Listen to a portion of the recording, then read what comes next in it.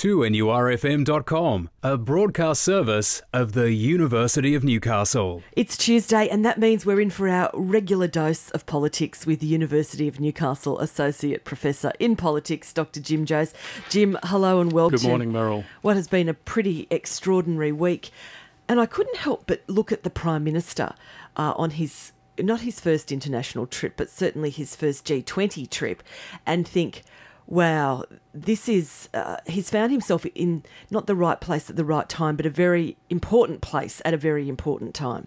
Yes, and I think one would have to say that he's conducted himself with a fair degree of statesmanlike demeanour.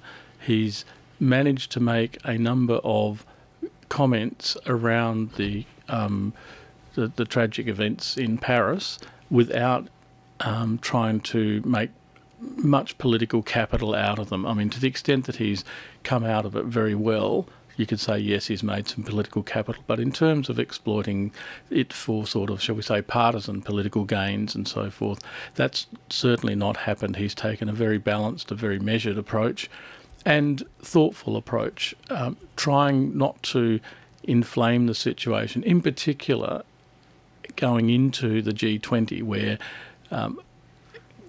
his standing needs to be reinforced. I think there's a sort of a strategy on the Prime Minister's part to reposition Australia's image to some extent, particularly within the context of the G20, so that the G20 gives him an opportunity to sort of to strut the world stage, especially given that we hosted, that's to say Australia hosted the last G20 in 2014, and that was held in Brisbane, and Julie Bishop was a big player there. So the Prime Minister is now sort of on the world stage and attempting to make sure that Australia is much better positioned than it has been over the past few years. What's the significance of the G20? I know this is the 10th meeting, but in real terms, in international diplomacy and power terms, what is its significance?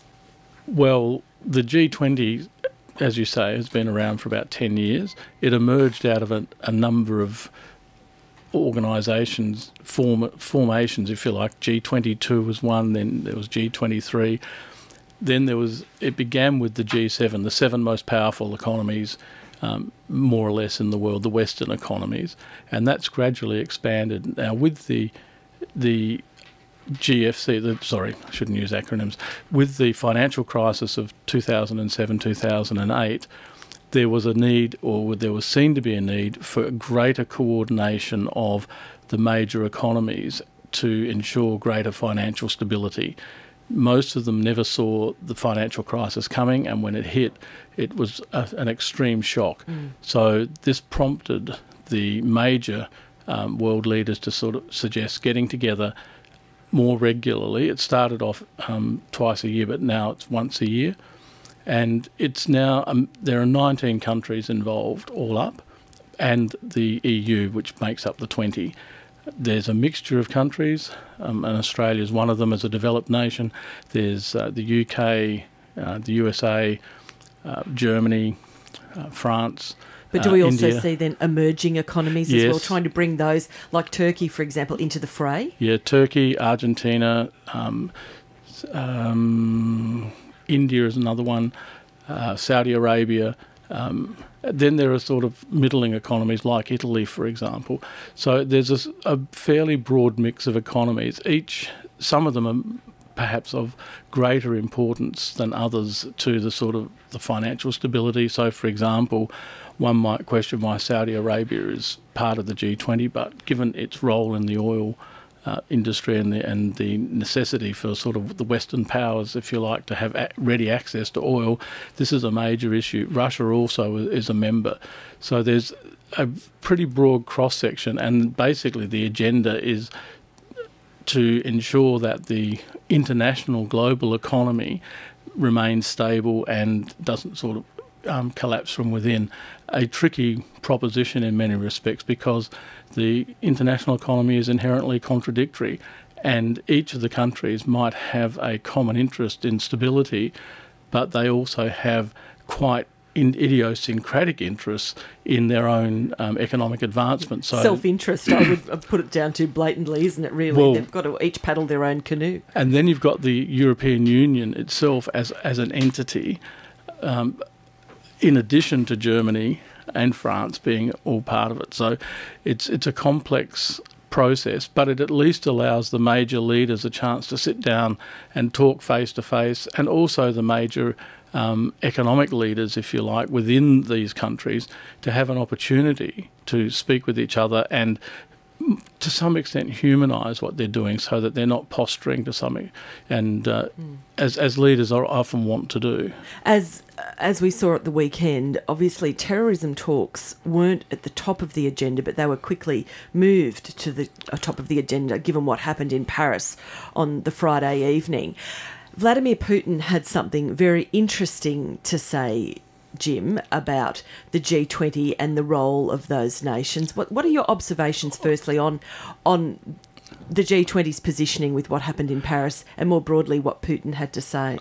Well, it's a sort of very complicated observation, I suppose, because on the one hand you've got all of these different countries who are all publicly sharing, shall we say, a political position of expressing abhorrence to the events in Paris. What Vladimir Putin has put on the table, he said, well, there's a whole lot of evidence around the role of ISIS and the way it's been operating, etc. But he's also pointed out that a number of countries within the G20 have had a hand in, shall we say, making things possible for the Islamic State splinter groups to be able to operate.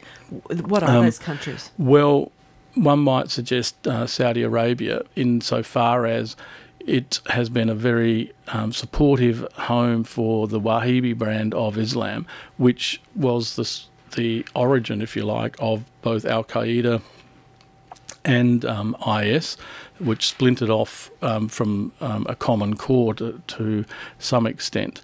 So in part, Saudi Arabia's had a hand in this.